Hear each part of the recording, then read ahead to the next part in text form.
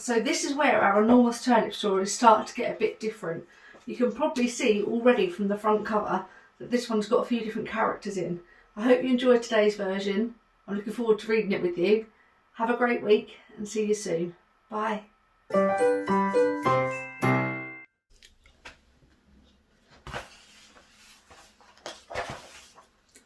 One day, Mr. Wolf found a most peculiar thing in his garden. It was a great, big, enormous turnip. Yum, yum, he said, licking his lips at the thought of spicy turnip stew for supper. He rubbed his paws together and set about picking the turnip.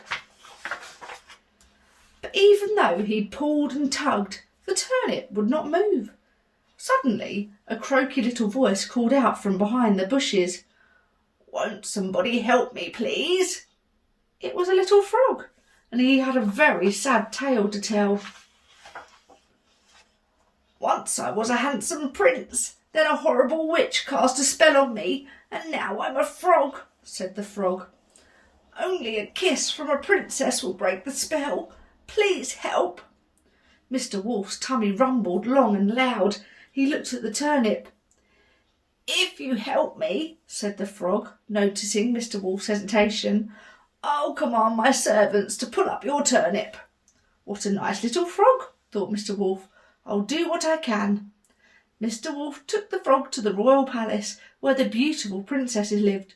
"I'm sure we can persuade a princess to kiss you better," he said. They found the first princess in a royal chamber. Minstrels serenaded her with sweet music as she pranced about, admiring herself. Mr. Wolf bowed his best royal bow and said, "Your Royal Highness, a witch cast a spell on this prince. Please kiss him better." "Get lost," said the princess. "I'm not kissing a slimy frog." "Perhaps I could tempt you with some turnip stew," said Mr. Wolf, his tummy rumbling at the very thought of it. "I don't want stew from the likes of you," scoffed the princess. "Never mind her," said the cat with a fiddle. "She's awfully vain. But what about me? I'm a royal cat. You can trace my ancestry right back to the Egyptians. For a bowl of turnip stew, I'll kiss him better." Everyone agreed it was worth the try, so the cat kissed the frog. Kissy, kiss, kiss. Nothing happened. "Oh no," cried the frog. "I'm doomed to be froggy forever." "Don't give up," said the cat. "She's not our only princess. Follow me." The second princess was relaxing in the palace gardens. Mr. Wolf bowed his best royal bow. "Your Royal Highness," he said, "a cruel witch has cast a spell on this handsome prince. Please, please, will you kiss him better?" "He'll give you some of his turnip stew," added the frog. "Can't you see I'm busy?" shouted the princess. "Anyway, I hate turnip stew." "Don't mind her," said the servant goose. "She's very lazy. But how about me? I am a royal goose. I can lay golden eggs. For a bowl of turnip stew, I'll kiss him." So the goose kissed the frog. Kissy, kiss, kiss. And absolutely nothing happened. The frog was very upset. "Cheer up," said the goose. "Follow me to the royal garage." But the garage was cold and grimy and quite empty, except for a girl in overalls tinkering with a car. "This is no place to find a princess," grumbled the frog. Mr. Wolf's tummy rumbled. He looked closely at the girl. She wasn't very fancy, but she was still a princess. Mr. Wolf bowed his best royal bow. He was getting rather good at it now, and said, "Your Royal Highness, a nasty, wicked witch cast a spell on this delightful, charming prince. Please, please, please kiss him better."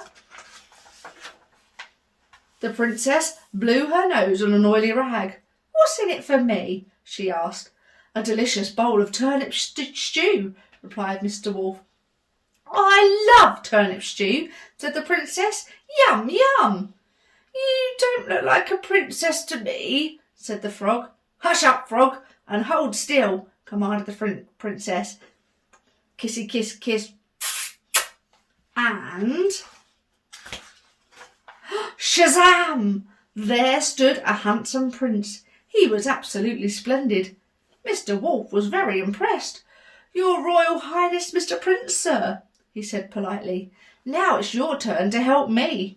"Oh, no," said the prince. "It's simply not done for a noble prince to be seen consorting with common wolves and grubby old turnips. Out of my way before I throw you to the dragons." "What a waste of a kiss," said the princess in disgust. "And still no turnip stew," said Mr. Wolf. It was time for drastic action. Mr. Wolf telephoned the witch who had made the spell. "We're having some problems with our prince," he said. "He's mean and nasty, and he doesn't keep his promises." "I know," replied the witch. "That's why I magicked him in the first place." "Can't you change him back?" asked Mr. Wolf. "Sorry," said the witch. "I'm afraid you're stuck with him."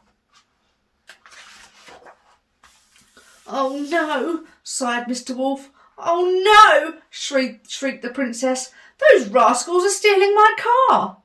Mr. Wolf thought very hard for a moment. There was only one decent thing to do. He gobbled the rotten prince up, and the horrid princesses too. Snappity snap snap. "Good riddance to the lot of them," said the nice princess, and she gave Mr. Wolf a big hug and a kiss. Kissy kiss kiss. "Now let's go and pick that turnip," said Mr. Wolf. Together, Mr. Wolf and his new friends pulled and tugged and heaved and huffed. Finally, out came the turnip. Pop! There was plenty of spicy stew for everyone, and even though he'd already had a right royal feast, Mr. Wolf had an extra big helping. Yum, yum.